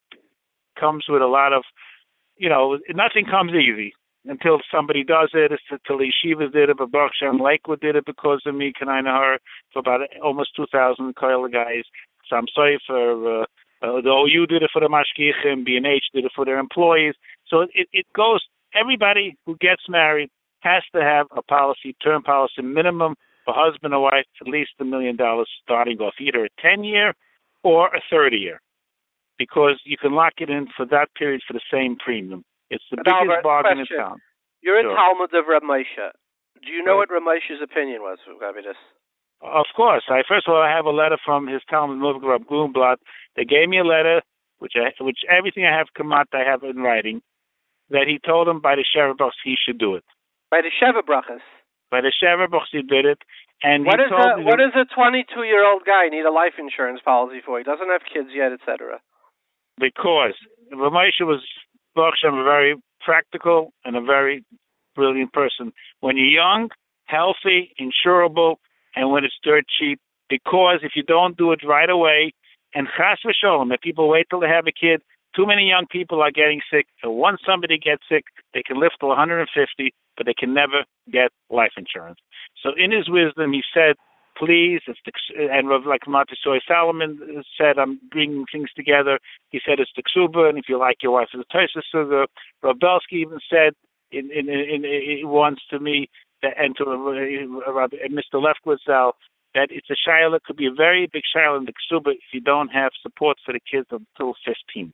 So it's a segila, it's the right thing to do, and nobody should ever need it. It gets a bichas klain at the end, and nobody should ever need it. But not to do it is completely irresponsible. Or Shlomo Bava said you're a pesheya. Who said it? Who said Shlomo from Bava, Zal. Shlomo Halpershab.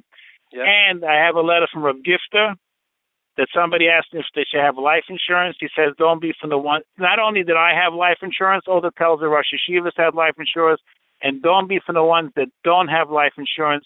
And he quoted, Ein oimed al divrei Torah im keim nichshel behem. Meir Shapiro had life insurance. The Sakma Rebbe had life insurance. The Yaakov had life insurance. The Chafeinstein had. I can go on and on. Anybody that has responsibility, especially today, it's a must when it becomes so cheap. You need an honest broker, a good company, and the right product, because most brokers, at the minimum, because most brokers doesn't want to sell term because it's not worth the time, because it's a few $100 the whole thing, so it's not, so they want to sell you that. But the minimum, again, which explain, I have explain, Rabbi Kahn, you're going very quickly. I'm sorry. Explain to our oilam the difference between term, whole life, universal life, because you say the brokers are going to sell them the wrong product. What should they be asking for? Explain the difference. Okay, most of the time they will, because they have to ask for a term policy. A term policy means there's no savings. Just chas v'sholom, it's for the period of time, and my goal is till a person has a kid till 18, so like the 55, 60. That is the goal, because at 18, when the kids are out of the house or they can work, the person doesn't need it anymore. So therefore, they have to get it right away, because most of the time they don't do it right away. Again, so they have a 10-year, 20, and a 30-year term for the same annual guaranteed premium. Once you have it, it stays the same for the period of time. So therefore, it's more important to have, like what Shmuel first said in his psak, it's more important to have $1 million in term than to have 100,000 in which you call either whole life or universal, which has some type of savings. Very important point. They cut it out in New York already last year. They're still doing it in New Jersey. There's a term policy that you get back everything after 30 years. It's free insurance. It's a forced savings, and it's 100% on your money, tax-free, guaranteed. It is unbelievable product, and there's only one company left that's doing it, and it's guaranteed to be not to be here anymore because they're cutting it out. It is, in my humble opinion, one of the best investments, and mom should get free insurance. So that's the point. Just people should know that live in Jersey. When do you get it back? When do you get it back? At the end of 30 years. You have to keep it till the end of 30 years. Mr. Shem, you don't use it. Why would they do? What's the logic? Why did they do that? The logic, which I believe is threefold. First of all, they use your money for 30 years. Second of all, most people either don't pay their bill on time, and they cancel you like nothing. And that's why it's important to have auto pay. Very, very important, because they don't. I had a case this summer, $1 million policy. the guy didn't pay the bill. No excuses. They didn't pay. And also, what is auto pay? What is auto pay? May I ask? Meaning they take it out of your account automatically. When the premium is due, they take it out of your account automatically. Okay. Because a lot of times the brokers don't get a notice. A lot of times the people don't get a notice, and they don't want any excuses. And that's why it's important. So the reason, again, either the people don't pay, either they change it to a whole life policy or permanent universal, which in my opinion is wrong in most cases, and they keep your money for 30 years. That is the logic that they do it. But the mere fact that they're cutting... What's the name of the company, Rabbi Kahn, that does this? Right now, it's Cincinnati. Cincinnati Life. It's an A company. Life. It's Cincinnati Life is still doing it. And you have to live in Jersey? You have to live in Jersey? That you have to ask. Usually you have to live in Jersey or get the policy there or have an address there. That you can ask me, privately. If anybody wants to call me, give out my number. I'm not a broker again. I've known the years. Can you give out your number, Rabbi Kahn? Sure. 347-203-4712. And if I don't answer you, I did not get it. Either text me, and my email is Albert Kahn, KAHN 51@yahoo.com. And you can call me 100 times. I can review what people have. If somebody, I don't care who you use, I can review what they have. If somebody gives you a quote, you email it to me. I'll tell you if that's the best product for the person and the cheapest price and a good company. Okay, you said a lot of things. I want to do a little Chazaras Ashir over here because you said a lot of things.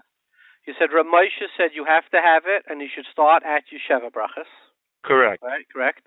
You said and also in his tshuva, he has a beautiful tshuva. If somebody has a problem with a muna, there's a beautiful tshuva of Rav Moshe Orchaim Chelik Beis 111 Kifir Aleph, which he says it's a chiyuv k'moishtalos panosa, and basically at the end of the tshuva, like only Rav Moshe can do, he said the Bitachon that you have to have, that you can pay the premium when the premium comes due, and zeh ha-Bitachon shuna mechayovim. So basically, he gives you a bracha that you could be able to pay the premium when the premium comes due. But we're talking about pennies. There's almost nobody today that cannot afford their premiums. Okay. And if somebody cannot afford it, let them call me. I'd rather collect the $500 than have to collect $500,000. Much easier. Okay. So let me ask you a question. It's my Sheva Brachas. I just got married. I'm living in wherever. I'm living in Lakewood or Yisrael. What is $1 million? How much should I get, and how much does it cost? Okay, the million you can. Well, it matters on your health, obviously, and on your age. But up to about I just got married. I'm 25. I'm getting married. Okay, so you can get $1 million policy if a person is in good health for $350 a year, and for the woman about less than $30 a month. You have $1 million. Right, a 10-year term, and for the woman about $300 a year, because a woman is cheaper than a man because they live longer statistically. And doesn't it make sense to get a longer term, like a 30-year term? This way, if Chas v'Shalom there's a deterioration in your health, you're locked in. Of course. Of course. That's why I tell everybody to get a 30-year, and that costs about $700, and for a woman about $550, guaranteed for the next 30 years. You can imagine 10 years like nothing. And the beauty of a term is that Chas v'Shalom somebody gets sick, you can change it to a permanent whole life without a medical. That is the beauty. That's why it's important to have as much insurance up front, even for 10 years, because if somebody gets sick, they can only change it to a whole life for the amount that they have. So that's why Shmuel first said right away, he wanted to raise it to $2 million. So I told him, Halavai, everybody gets $1 million. Okay, so let me ask you another question. Maybe you could. Sure. I'm not sure you could answer this. How much should a person get? A guy says, look, I have 6 kids. Should I get $1 million? Like, what do you need? Okay, I'll tell you. You need $1 million by the Sheva Brachas. It costs $500,000 to raise a goyish kid today from 0 to 20. So let's say even $500,000 a kid. That's what you really need until the youngest is 18. Or $1 million for sure by the Sheva Brachas, like Shmuel first said that you should do it. And especially for the breadwinner and for not the breadwinner, minimum right away, at least half of that.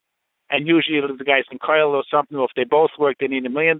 Yes, they should lock it in for 30 years. But the main thing, again, is to have as much insurance up front as possible that you can afford. And you say you should try to take 500,000 per child. That's what you're saying. That's what you need. That's why usually a person has two children, Baruch Hashem. So therefore, he came up with this million. But he said today, a million is nothing. If once a family has more, and then they have all the expenses and everything, then the least they have the million. So that's why he wanted to raise it to $2 million. But at all times, well, I've worked it out many times. At all times, the family should have minimum 15 times their annual expenses until the youngest is 18. Minimum, either $500 a kid or 15 times their annual expenses, not their income.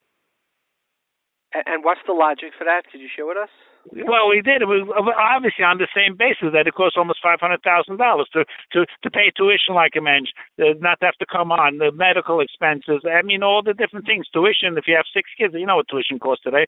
You need millions of dollars for the next 20 years. Mechasim is bar mitzvahs. And you know that there are rabbanim who are opposed to this, to insurance. They said it's a chsarn and bitachon. We said. Tell which rabbanim, you said Ramosha was for it. Which other rabbanim have you spoken to about this? I have a letter from Liativ Zal, from Breitowitz Zal, from Yitzchok Chiduri, from Rav Wozner, from Michael Lefkowitz, from Rav Halberstam, and from Pinchas Scheinberg. I have at least from all different Hasidus. Bells came out with a psak din after I spoke to the Rebbe that they have to come out with a psak din from the Bezdin that you have to have life insurance. Has anybody, Rabbi Albert, has anybody you've spoken to said you should not get it, or that it's a chsarn and bitachon, and the Rebbe will keep you alive this way, and if you don't, you won't? Has anybody had that experience? I have that, and they have to come up with tzadik ve'novel and everything else like that the Hashem has to take you away if you have life insurance. Yes, so the best answer for that, besides what Moshe's Shuv on it, and is Rav Yaakov Kamenetsky Zal. He said like this. He said, if you're worried about that, if you need $1 million, buy $500,000. They won't have any more kindness. And the mere fact that Rabbi Yaakov had, and Michael Feinstein, all these Goyim, Rameir Shapiro, Sak Merebis, if there would have been a problem, they wouldn't have bought it. And if somebody really wants to go into it, the Mesifta on Pirkei Avos, Perik Dalad Mishnah Gimel, when it says the person doesn't know his time, and look at the Heilige Bartanor over there, because if somebody says what are the chances or what should I do, on that Aliba the Hilchasa in the back, they have the whole thing on life insurance on that Bartanor. So they bring down Rav Moshe, they bring down Rav Wozner. Question: what are the statistics of death, premature death? Have you ever looked at that? I never looked at it, but one case is too many, and you can see just now with this epidemic how many collections. There must have been 100 collections. Millions of dollars had to be collected. Millions. You go look at the Chesed Fund and all the things that are on every day. Millions were collected when all this, like Rav Steinmanzal. It's the refuah before the Makkah. It's the only thing, Kamat, facing Klal Yisrael today that you can solve with pennies. Other things, if you can solve it, cost millions. And it takes away money from other tzedakahs that you can't do anything about, like RCCS and the Yanamais and then Hatzah, all the other things. And it takes away, besides the busha for the family, for Doris, and having to come on to tzedakah. And another important favor. I'm sorry to interrupt. Rabbi Cohen, is there a busha? Walk us through that. Is there really a busha? Of course, it's a busha to come on to tzedakah every time you have to make a chassid or something, or every time you need money for bar mitzvah or for clothing or for Pesach to come on to people. It's not a busha. And the pictures in the papers and the pictures in all these ads of all the families. Well, that's not a busha. What are you talking about? They have 10 kids there, and the wife and everybody's crying. The years before, they never put the picture in. Here they put in the picture, and then they have to go around collecting. It's not a busha. And not only that, I had too many cases that instead of having good memories of the breadwinner, then something happened, unthinkable happened, and it should never happen. Then they said, my father he had money for cell phones, he had money for every shtusim and everything, and for a few $100 a year, they ended up hating their father, but having big kindness against their father for not having the responsibility for buying life insurance, that the mother shouldn't have to suffer, shouldn't have to work like a dog, and all the kids should go but they're covered for Pesach or for anything else that they have to do. And I don't want to tell you how many cases I had. People called me now, why didn't they listen to me? Well, with this epidemic, it's not normal. I mean, once somebody gets sick, they don't want to give you. But the chesed is they're still writing. If a person is healthy, they're still writing even in this situation, and it's a little easier now because they're not doing face-to-face for another month or two until this thing gets better. So it's even easier to get life insurance, and they're still writing it. So it's mamash chesed. From Hashem. Rabbi Albert, you're a tzaddik, and we thank you for your time. And anybody that helps in this mitzvah, I have in writing from Michael Lefkowitz, will have a schar. And Rav Wosner told me that you can put it, according to Anshe Knesset Hagdola, that said you do your Hitzois first, you can put this in your Hitzois before Meiser and Tzedakah. Meiser is on Haga Toiva. Tzedakah, according to most people, and Tzedakah is 1/3 a shekel a year. You have to take care of your family. That has to be a priority. And that's how far Rav Wosner went. And everybody knows the halacha. Tzedakah is not on Meiser Shvil. So I said it's on money. The halacha is on fruit, on Meiser, but not on money. It's a good thing to do it, but first it's part of your choice. Before, and people make that mistake like myself, you earn $1,000, you have $1,000 of basic choice. I used to give $100, so people go into debt because I have to give. So it's against the halacha. It's not the right thing to do. In the meantime, the family is suffering. I didn't understand what you just said. Say that again. Which what Rav Wosner said? No, you're saying about it for tzedakah. Meiser, could you take it out of Meiser? Can't you? No, before. I'm saying before. Meiser is on the Haga Toiva. Steinman told me that. Rav Wosner told me that. Meiser, according to most, say you can look up Rav Foyer's book and everybody, tzedakah is not on money. A Meiser is not on money. And tzedakah, the Mechaber says 1/3 a shekel a year. It's tzedakah. You're saying that before somebody takes Meiser, gives money Meiser, they should make sure to have life insurance. Right. It should be part. It's like bread on the table. In other words, I'm saying again. Meiser. It comes before Meiser money. Right. Meiser's on a Haga Toiva. If you have the money, you give. If you don't have the money, you don't go into debt, or you deprive your kids of bread or stuff like that, or don't pay the tuition on time and all the other things because you give me Meiser. You can't be that's what Rav Yaakov said. Which Rav told you that it comes before Meiser? You can be one thing. What? Who told you this sock that it comes before Meiser? Rav Wosner told the Shevet Levi. Wow, the Shevet Levi told you. The Shevet Levi told me. I know he has a tshuva about the importance of life insurance. Right, and Chelik Dalet and Ramosha tshuva. Rabbi Yosef has a tshuva on it. Yeah, but it's amazing that you're saying it comes before Meiser. Right, it comes before Meiser, according to most persons, and you have to put it your basic choice. In other words, again, if you earn $100,000 and you have $1,000 of basic choice, which you have to decide what your basic choice, obviously, then yes, you don't. And if you have $50 left, if you have $950 of a choice, the $50 you should buy life insurance. Yes, 100%. This was fantastic, Rabbi. I'm doing this over 20 years already, and I have. And one second. Yeah. Rav Yaakov said when people did this, he said, "Return sein." I say it in Yiddish. Return sein avoid the wife some sprachas. Basically, you can't be a wise guy and give tzedakah on your wife some sprachas cheshbon. You got to take care of your family.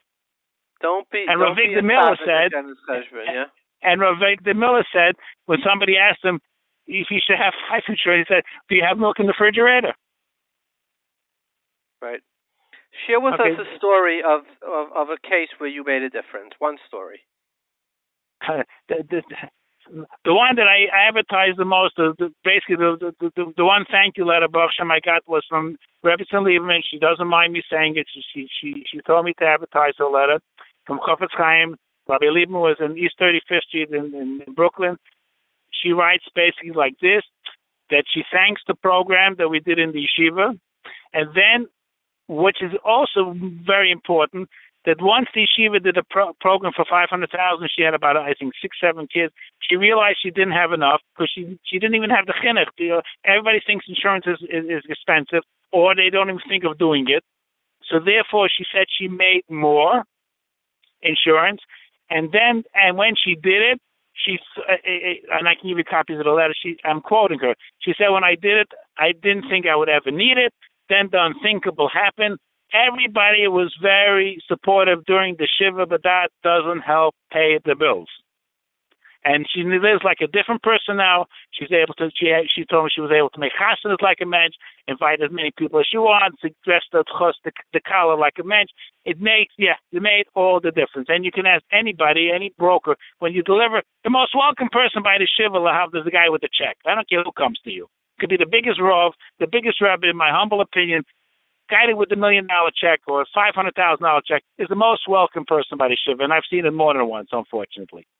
And again, it comes with a bit. And you're saying, and if somebody has 6 kids, he needs $3 million, is what you're saying? Yeah, I think so. Or 15 times your annual expenses, the minimum. If they can live on $100,000, then they only need 1.5. But you know what it costs to be Jewish today, and then all these expenses. Yeah. Okay, so and if anybody wants to call Rabbi Cohn, 347-20. Rabbi Kahn, I apologize. Okay. No problem. 347-203-4712, because a broker will sudre you a cup. I'm sure the and if I review it, what people have. I'll tell them if it's good or not. If somebody wants to do, they can pick my brain as many times as they want, and I can do all the work for them. They don't have to move from the house. I can do all the work for them. I can tell them what to do, where to go, and everything. But I review again. And they can email me at Albert Kahn, KAHN51@yahoo.com. And if I don't answer you, I did not get the message. And how much do you charge, Rav Kahn? This is my hamlotza is Sochet Tzibur B'Mina Boksha from Nissen Karelitz. Amen. So he wrote my hamlotza. Rabbi Kahn, thank you very much for your time. Thank you. And if there's anything, please call me back again. Thank you. Bye-bye. Joining us from New York is Sarah, a young woman whose mother died and did not have life insurance. And I imagine most women, by the way, don't have life insurance. A lot of husbands, even if they say, I certainly don't need for my wife. So, Sarah, could you just answer, does a woman need life insurance? Everybody needs life insurance because, unfortunately, without it, you definitely will be putting a lot of burden on your family. Like, in what way, when you say burden on your family? Like, somebody's mother, usually the father is the breadwinner, right? So, like, why would you need for a woman? Like, what's the worst case scenario? So my scenario was basically that my mother was almost buried in what they call Potter's Field because there was no burial plot for her at all. She was asked to go ahead and get life insurance, but she didn't believe in it. And because she didn't believe in it, the burden fell to me mostly. And I didn't have the money to actually get her a burial plot or anything like that. And we had to, the last minute, try to find her a way to be buried. And we didn't have money to actually pay for the kura, and we didn't have where to put her or anything like that. We actually had to reach out to a cousin that was living in Israel that was going to be buried in Israel. And she gave my mother her plot. Otherwise, we wouldn't have even had a plot for her. And everything else, the garbs that has to be put on her and all that. Sorry, tachrichim. The tachrichim, she didn't have that. There was nothing bought, nothing spent on it, no life insurance to be able to pay for any of it. And it's not like I'm a rich person that I could say, okay, here's $1 million, I can go ahead and do it. I would love to have done that, but I didn't have that. And I was just pulling it from every end that I could to try and help my mother. Talk to me, what is, besides burial, what other stresses do the kids have when you have a parent that passes away without life insurance? So I also lost a father, and it happened prior to when I was married. And when I did get engaged, which I did not know my husband before before my father passed away, and when I did get engaged, I had to somehow make a wedding by myself. And I had to literally go ask people for money, and that's never been my thing. And I I had a cousin living in London, and he took the liberty to actually send me a ticket, and literally his wife went from door to door knocking, asking for help because I had no way of paying for my wedding. And did you go along? I went to London, yes. I was going door to door with my cousin's wife, actually. What was that like? It was very embarrassing. I'm not the type of person that actually likes to ask anybody for a favor, let alone for money. And when you have the broken heart of having lost a parent, and now you get trying to put money together for a wedding, and you can't, and you have nowhere to turn because, like you said, the father is the breadwinner, and unfortunately, I couldn't turn to him anymore. And so therefore, I had no place to turn. So I had to just keep knocking on every door that I could to try and get some money to raise in order to get married and have a normal wedding. And doesn't the community usually do these collections and this and that? Like, why didn't that happen? So they do have some kind of collection, but it's not what you think it is. It definitely is not what you think it is. When I lost my father, I had, I'll say, maybe 25% of my wedding paid for. Everything else I had to go and collect. For my mother, I was lucky, like I said, to have a burial plot for her cousin. And then the rest of the cost fell on me. I luckily had some friends that I could have fallen back on, but I then was in debt to those friends because, unfortunately, the community did not do anything for my mother at all. And how did you get the money? How did you get the money that you needed for your mother? Like, did you called up friends to ask them? Like, I have a few good friends that are very lucky and do have some money in their pockets, and I called them up and I started gathering money from here, from there, from everywhere that I could, and I ended up coming up with what needed to be come up with, but it took me about 3 years. I'm still trying to pay it back, and 3 years later, I'm still trying to pay it back, and I haven't yet reached to be able to pay them back. you're still paying back the money for your mother's kfura? Yes. Were your parents like working people? My mother worked from the age of 18, and my father learned, but he also did have a business on the side as well, but he mostly was a learner. And why do you think your father didn't buy life insurance? My father didn't think he was going to die. He had total emunah that he was going to live. And was it like sudden? Was it a surprise when he got sick? No, he actually had Yanomycet twice. The first one was in his eye, and it was removed, and he actually is buried out in Israel, and over there was actually taken care of. His burial plot was taken care of out there, but we had to fly him to Israel, and of course that costed money and all that. We had needed tickets to Israel, that costed money. But he did bury his eye in a burial plot in Israel, and he just didn't think he was going to die. He kept saying that he was going to continue living, and he had total emunah in Hashem that he was going to live. So why do I need life insurance if I'm going to live? Did he regret at the end that he didn't have life insurance? I don't think he ever realized that the end was coming. I think he flatlined way too soon to even realize that he was actually going to be flatlining. I don't think he realized it. And why do you think your mother didn't buy life insurance? My mother didn't think that it was worth the money. She felt that she could hardly get by as it is, and she was trying very hard to stay out of poverty. And she just felt, I don't have that extra expense, so why should I? I don't have that to worry about. I'm only in my 60s. I have time.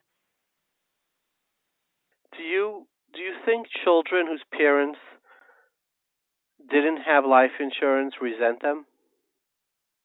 I don't think children will resent their parents ever, but it's definitely an extra burden that doesn't have to be put on the children. And do you have life insurance?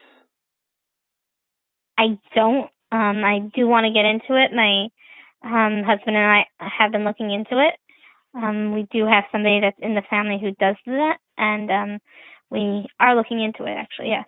Do you know how much it costs? Do you know what $1 million of life insurance costs? No. If I told you it was $30 a month, would it surprise you? Yes.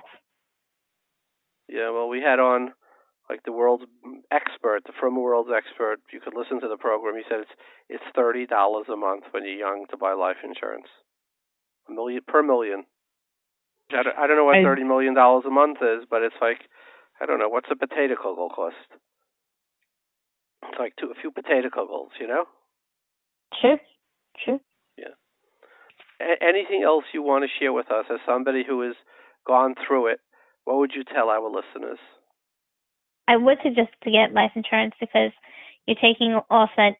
Keep in mind that losing a parent is the second to hardest thing a person can ever go through, and it happens all the time. And putting only the fact that losing a child is definitely worse, but losing a parent, especially when you're not in the time frame of losing a parent, i.e. before marriage or if someone's pregnant or any of these kind of places that they are in their life, it's too hard for them. So add that emotional stress, add that to the mind stress. Now you're also putting on economy stress, especially today's day and age with what's going on with the economy right now. It's where they're going to get the money from. Everybody's trying to make their own ends meet to try and be able to afford life on their own. And I don't think my friends right now who were able to pay for my mother's burial 3 years ago would be able to help me right now. And it's so easy, and yet not easy to the parent. It's so easy to be able to afford this and make sure that nothing is hard for your children, to give them the ruach and their brain to just relax and not to have to worry about anything. And here, unfortunately, because you don't believe in it or you don't think it pertains to you, you actually end up ignoring it, and then that falls to your children to try and come up with the money to pay for the burial, and it costs a lot. How did you deal with it at the time? My father, I didn't deal with it too well. The money was strenuous, but it was more that at that point I had uncles and aunts to fall back on as well, but they lived in Israel, so they're not making, unfortunately, that much money either. And my mother didn't have any family at all, and that was completely on me. I had to deal with the stress of losing my mother, and that was extremely, extremely difficult. And then I had to try and come up with the money and try and just do everything that needed to be done for her. It was extremely difficult. And you were close to your mother, I take it? I was extremely close to both my parents. My father was my rock, but my mother was my mommy. Yeah. Well, thank you very much for taking the time to talk to us. My pleasure.